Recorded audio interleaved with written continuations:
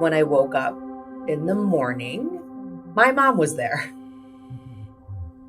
My mom and brother were there. And I said, Mom, what are you doing here? And she was like, oh, well, we just we got concerned. A fearful moment of confusion. When the reality of what seems to be a mundane injury becomes the nightmare every parent fears most. So they finally shared the news that the clot had broken off and had hit my lungs, and I was in severe pulmonary distress. How do you maintain your composure at the precipice where the next several minutes will decide the fate of everything you know to be true, everything you love? And they had called my parents in the middle of the night to tell them that I was going to die. And if they wanted to say goodbye, that they had to come out right at that moment.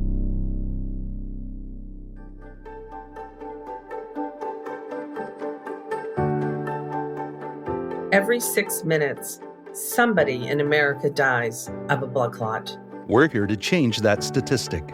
Welcome to Taking a Breath, a Stop the Clot podcast. A podcast dedicated to bringing awareness of the dangers of blood clots from the clotting disorders community to the world. With the help of many notable blood clot survivors, we are here to give you the knowledge and the skills you need to prevent this silent killer. My name is Leslie Lake. I am the president of the National Blood Clot Alliance, and I am a blood clot survivor. And my name is Todd Robertson. I'm the patient engagement liaison for the National Blood Clot Alliance, and I am a 6-time blood clot survivor. And we're here to stop the clot.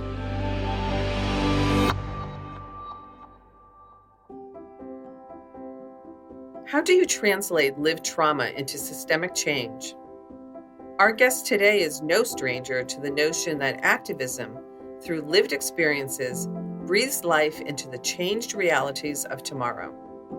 As a senior policy advisor, public health advocate, and managing director at Manette Health, today's guest is changing the way policymakers and the general public view, discuss, and treat blood clots.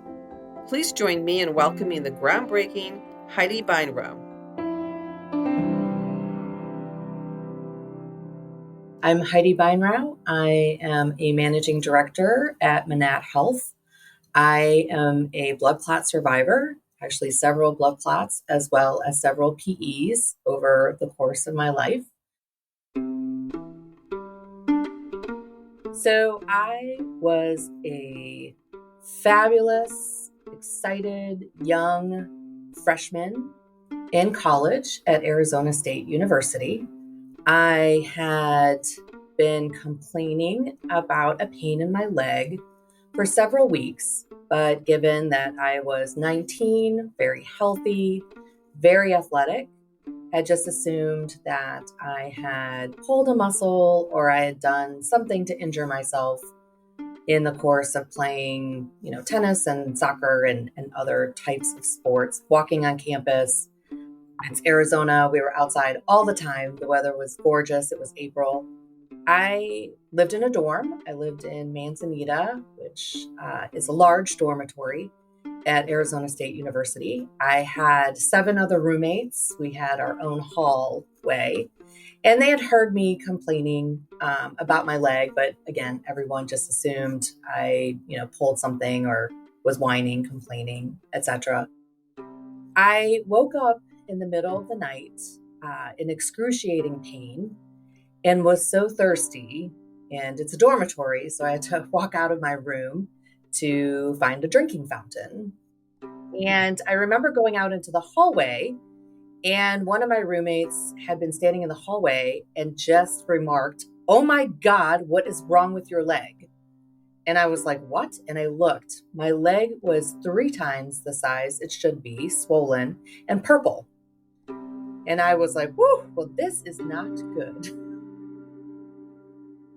There was only one of my roommates who had a car, and we didn't even think about calling an ambulance or doing anything like that. I remember banging on her door, her getting up and asking what was going on, and looked at my leg and was like, holy moly, what's happening? And I was like, I don't know. So she's like, let's get in the car and we're going to go to the hospital. All the roommates were piled up in the car. And I just was like, God, she was speeding and we were all like a sack of potatoes, like woo, falling from one side to the other. And she was driving to downtown Phoenix and we had gone into the emergency room. Of course, 6 girls screaming, help her, help her. So obviously causing a scene when we came in. The emergency room, nurse and everybody came and said, oh gosh, swollen leg. Right away, go and see an OBGYN. You must be pregnant. And I was like, I'm not pregnant. And they're like, you must be pregnant. I was like, I'm not pregnant. And they're like, you're a college student. You must be pregnant. I was like, I don't know what this has to do with my leg. So I had to undergo an OBGYN exam. And I was in a lot of pain in my leg. So after that, they confirmed I was not pregnant. And I was sitting in the room and the doctors really didn't know what to do with me or us. Because like I said, it was a lot of girls in the room causing a ruckus, laughing, joking. And a doctor came in and he said, ladies, you must calm down. This is a hospital. It's an emergency room. People are in serious trouble here. And I remember him glancing at me and my leg and he said, oh, blood clot. That sucks for you. And walked out. And we were all like, oh my gosh. So they all ran out. They're like, wait. They're like, they're still trying to figure out what's wrong with her. Like, you think it's a blood clot? And he came in and he said, yes, this is a blood clot. Who is your doctor? So he helped sort of manage and triage me through. And they admitted me into the hospital. I felt, fine, except for the leg, which was, swollen. They immediately put me on blood thinners and had run a bunch of tests. And my parents called and they said, should we come out to Arizona? And I said, no, because I feel okay. And the doctors are like, yeah, it's a blood clot. She's stable. And my parents were in Chicago. And I was like, oh gosh, thinking, I was like, I didn't want them to have to jump on a plane and come out. Interestingly enough, my father had suffered a blood clot 2 years prior to that. So my dad was like, who was in his 40s at the time, was like, oh gosh, Heidi, it will be fine. You just sit in a hospital bed for 7 days while they put you on this blood thinner through IV. And you can't really get up and move much, but you'll be out in 7 days, which is what happened to him. And I was like, well, that's true. And he was fine. And I was like, okay, I'll just stay in the hospital. Plus we had family friends as well as all my roommates. So my mom's like, you're in pretty good hands. A few nights later, I was in the hospital bed and started experiencing severe chest pain and couldn't breathe, breathe in. Not necessarily couldn't breathe, but just take that breath in. And I felt a little bit like I was drowning. So my roommate went out and got a nurse and said, she doesn't look right and she's complaining about chest pain. So I was like, to my roommate, I was like, I'm fine. I'm probably really tired. Because again, lots of people streaming in and out of my room, lots of friends, I must be really tired. So she was like, okay, so she left. And I was just sort of sitting there and they came in and they gave me the most painful test that I can still remember, a blood gas test, which I don't even know if they do anymore. They inserted this horrific needle into my wrist. And they were like, okay, we'll be back. And I was like, okay. So then all of a sudden, this man came into my room and just packed me up. And I was like, I was like, where are we going? And he's like, well, we're just taking you somewhere else. And I was like, okay. Well, I was like, I need to let my roommates know that I won't be in my room. And he's like, no, don't worry about anything. We're just taking you somewhere else. And I was like, okay. So we ended up in ICU. And I was like, gosh, I didn't quite understand what was happening. And this nurse came in and she said, we're just going to watch you a little more closely than we could when you were upstairs. And I was like, okay. I was like, do I need to call my parents or anything? And she's like, no. Just relax here. You're fine. And I'm going to be here with you. So, of course, I was a little nervous. The nurse would come in every, 10 minutes and just sit with me. And she would ask questions like, what was I studying? What I wanted to be when I grew up? How I was feeling. And she just kept telling me to go to sleep. Like, just relax, go to sleep, go to sleep. You'll be fine. You'll be fine. And I was like, okay, well, when anyone tells you to do anything, you right away don't want to do that. Then I started getting very concerned. But then I was like, okay, well, I'm in ICU. I'm sure everything will be fine. So I finally fell asleep. And when I woke up in the morning, my mom was there. My mom and brother were there. And my brother was little at the time. Ooh, sorry. I had forgotten that until just this moment. And I said, Mom, what are you doing here? And she was like, oh, well, we just are, we got concerned. And so we came out from Chicago. They had chartered a plane. And I was like, God, that seems awfully extreme. So then the doctor came in and he was like, we're actively monitoring you and we think you're going to be okay. And I was like, well, everybody keeps telling me that we're going to be okay. Like, what is going on? So they finally shared the news that the clot had broken off and had hit my lungs, and I was in severe pulmonary distress. This was in the 90s, so there wasn't any blood clot removal devices or anything like that. So I just had to sort of make it through. And they had called my parents in the middle of the night to tell them that I was going to die. And if they wanted to say goodbye, that they had to come out right at that moment.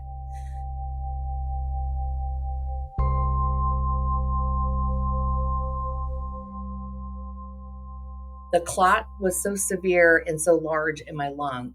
The only action they could take surgically was this horrific, old-timey pulmonectomy. They were going to have to cut my chest open. And because I had already been on a blood thinner for so many days before that they didn't think that I would survive, that I would, one, the likelihood of them being able to remove the clot was very slim. And two, that I wouldn't wake up from the surgery. So they had to call my parents to get consent to do the surgery. And in that moment, that's when everyone realized how serious this was. And so the doctor said she may not wake up. And she may not wake up, now in the ICU, which really panicked my family. And my dad, he was so heartbroken. My dad and I are very close. He couldn't even come because he was like, I can't even see Dad. So he stayed home. And that's why my brother came to, be with my mom. But he was like, let's see, like 11 or 12 at the time. So probably very, very frightening for them. But I'm glad that they waited and, because I obviously did make it. I'm glad they didn't rush me into surgery that night. And I certainly didn't appreciate being left in the complete dark about it. I didn't even know that the clot could go into my lungs. To be honest, they never told me to even watch for those symptoms. So, and of course, my roommates were very upset because they all got sent home. And, they were like, here I was all alone with this very kind nurse who did sit with me.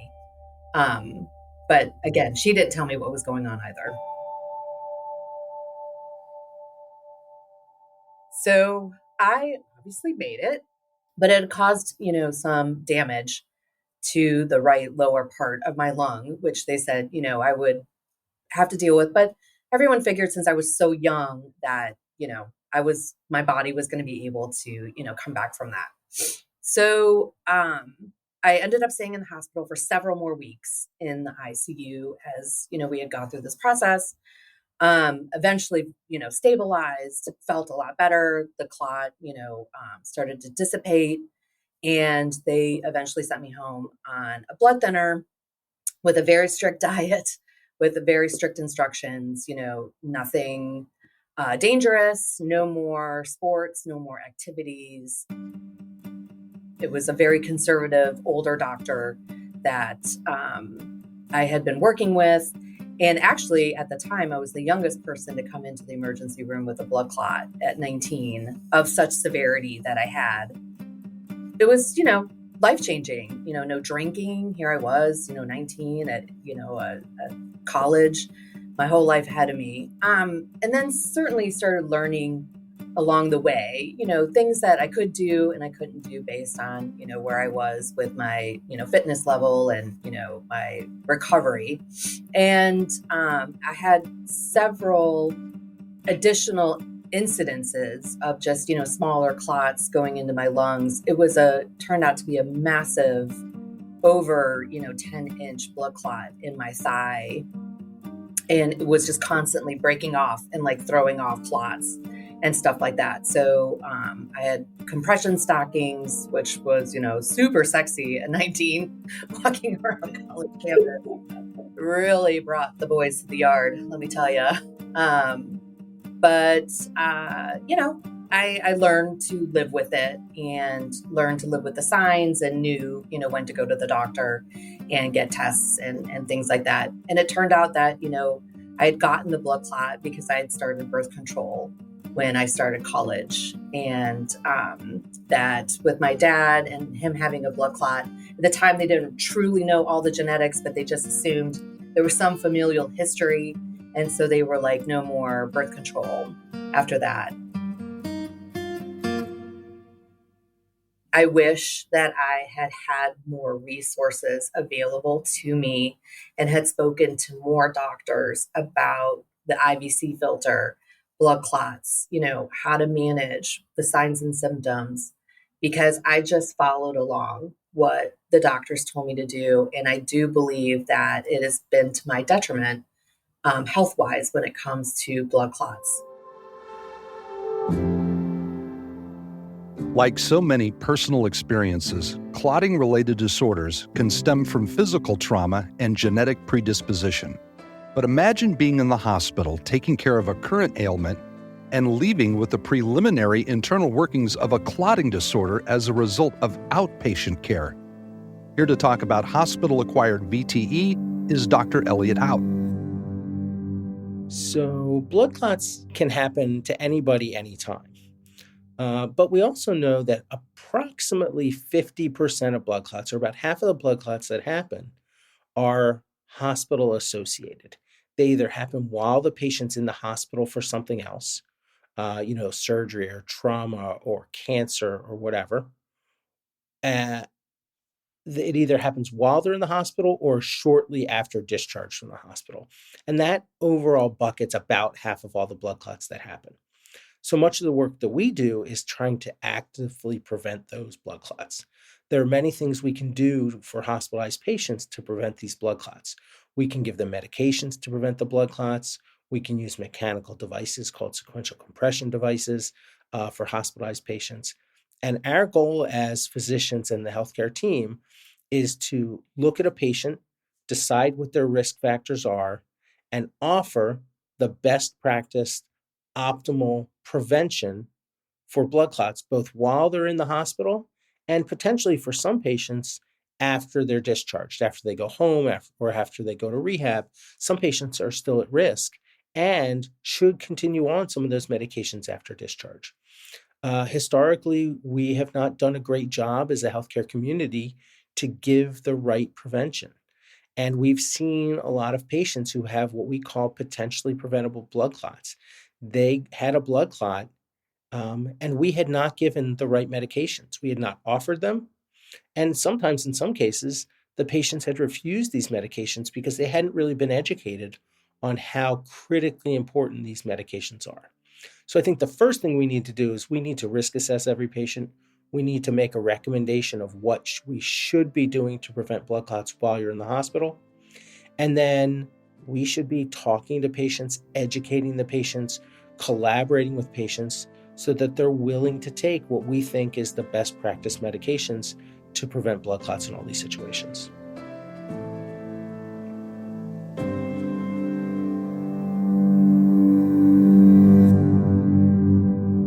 Throughout my career, I have focused on healthcare. I work on a lot of innovative technologies, having them come to market. And through that work, I was able to connect with a company that does focus on blood clot removal through medical devices. I have worked on, medications associated with blood clotting and anti-clotting. And through that, I really became more aware of the lack of education, that I was not the only one. And here, I had experienced several of them. I had done my own reading. My brother is a doctor. I'm very lucky that I have so many healthcare resources available to me, yet nothing about blood clots. So through this relationship with the medical device company, I met Leslie Lake, who heads the National Blood Clot Alliance, whom I didn't even know existed. I am a multi-blood clot survivor, and I myself, who advocates in Washington, D.C., was not even aware that there was a voluntary patient group that focused on blood clot education and awareness. So I immediately reached out to Leslie and said, I would love to work together. I'm not sure in what capacity. If I have to volunteer on my nights and weekends, I will do this, because I have felt so lost for so long that I don't want another 19-year-old to have to go to her or his, clinic on campus and still in 2024 receive the shitty, excuse my language, care that I did in 1994. And that is what has driven me to push the advocacy forward for more resources, more funding around blood clot awareness.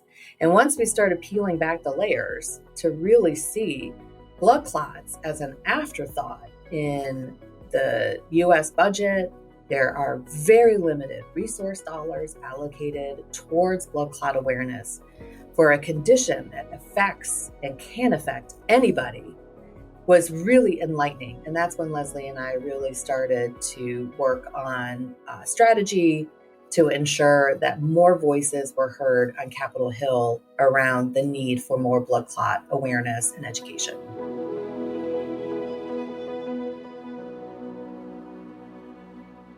Heidi, thank you for joining us today. You have opened up this incredibly huge door for NBCA called Advocacy. And it's the first time that we've had an opportunity to really advocate in DC and beyond. And this really happened because of all of the help that you've given to NBCA. So thank you for that. One of the things that I wanted to talk to you about is we all have our individual stories about what has happened to us vis-a-vis blood clots. I'm a blood clot survivor. You're a blood clot survivor. Todd's a blood clot survivor. And people think that their individual voice doesn't matter because they're one of. And so if you're talking, people are going to be listening to this podcast. What do you say to all of those folks that have been impacted, either have had a blood clot or a family member that has been impacted, or even a clinician? How can they lend their voice? Like, how do you manage the DC process? Leslie, everyone's voice is so important. And that is the founding of our government, is based on the ability to communicate with our federal, leaders, our local community leaders as to what resources are needed in a community. And, there are several other diseases out there, and everybody has been touched by something, sure.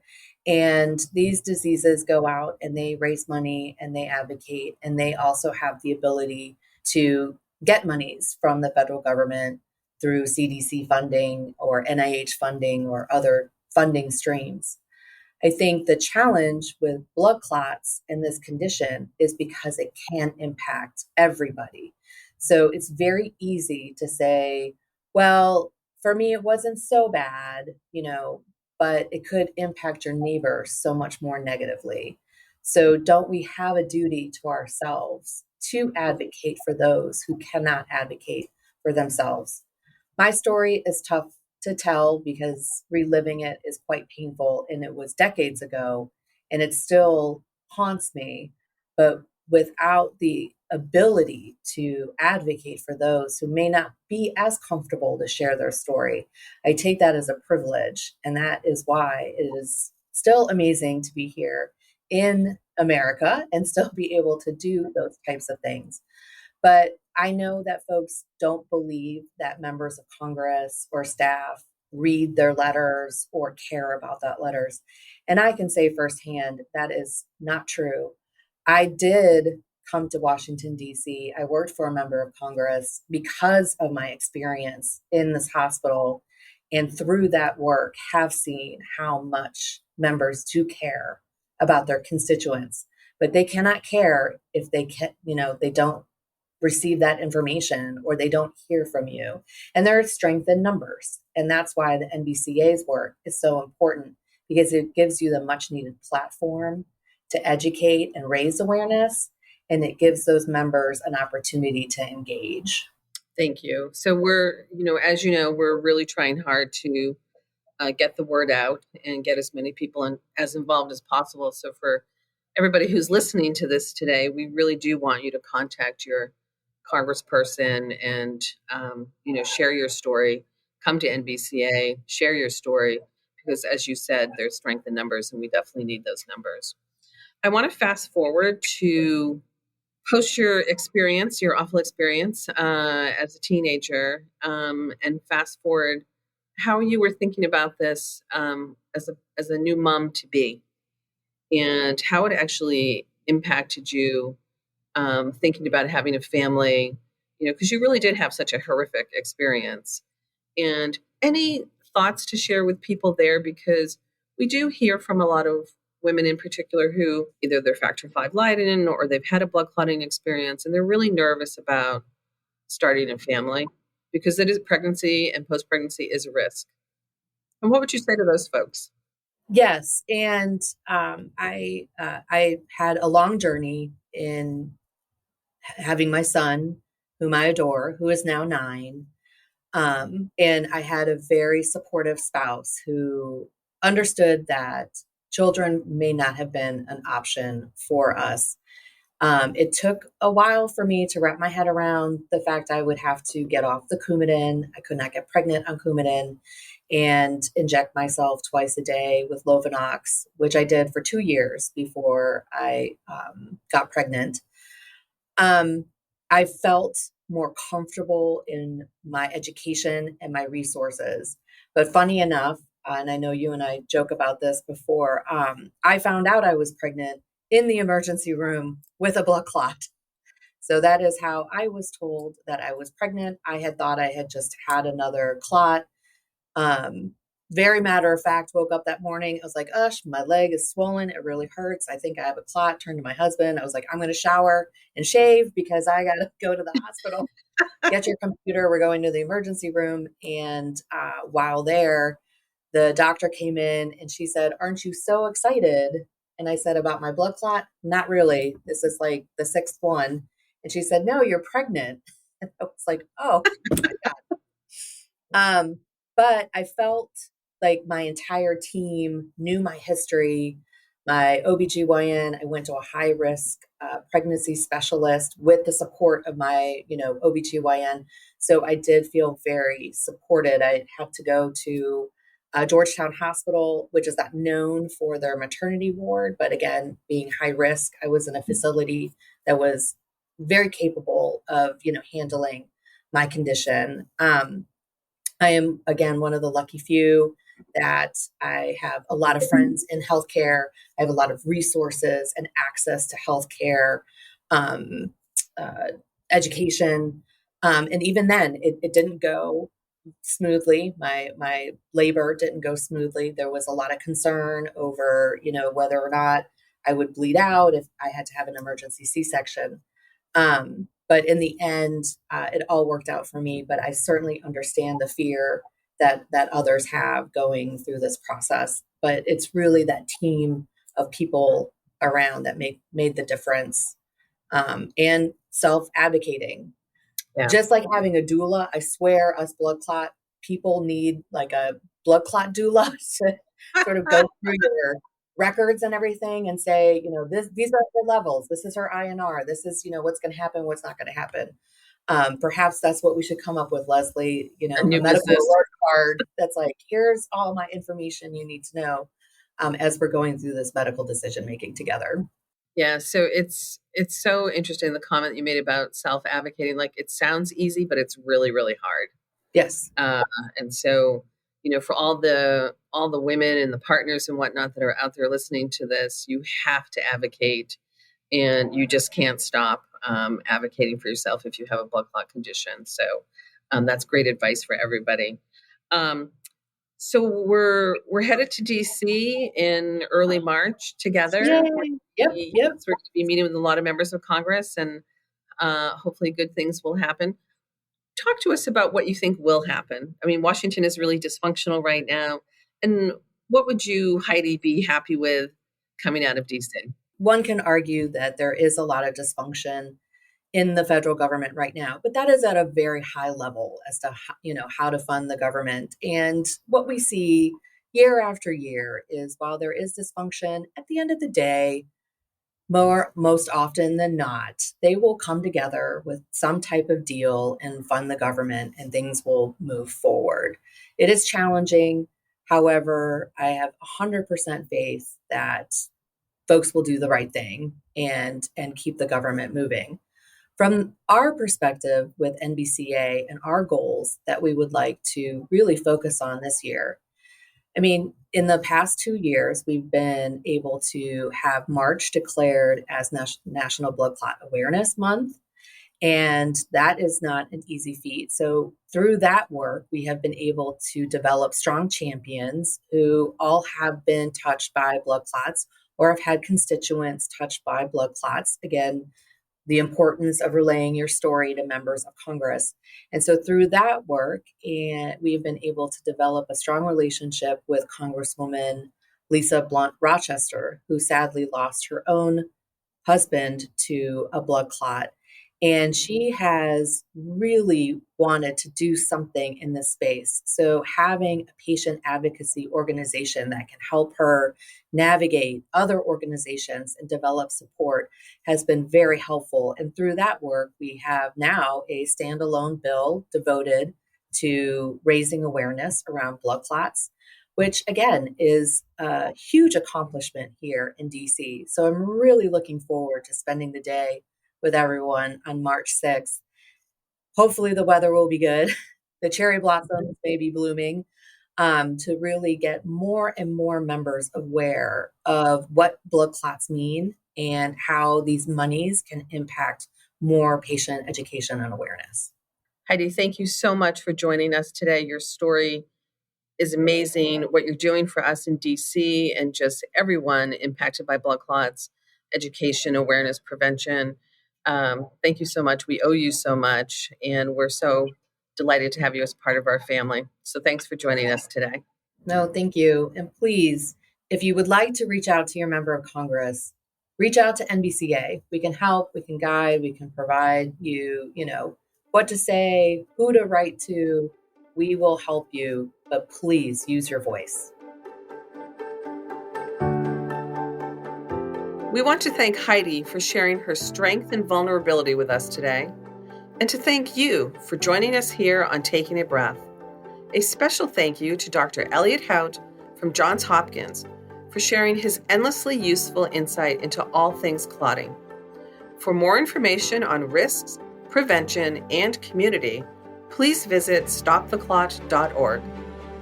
We know the patient because we are the patient. Together with listeners like you, we can collectively stop the clot.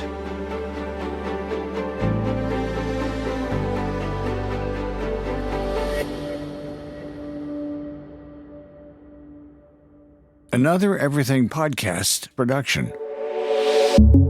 Visit everythingpodcast.com, a division of Pattison Media. Subscribe wherever you get your podcast.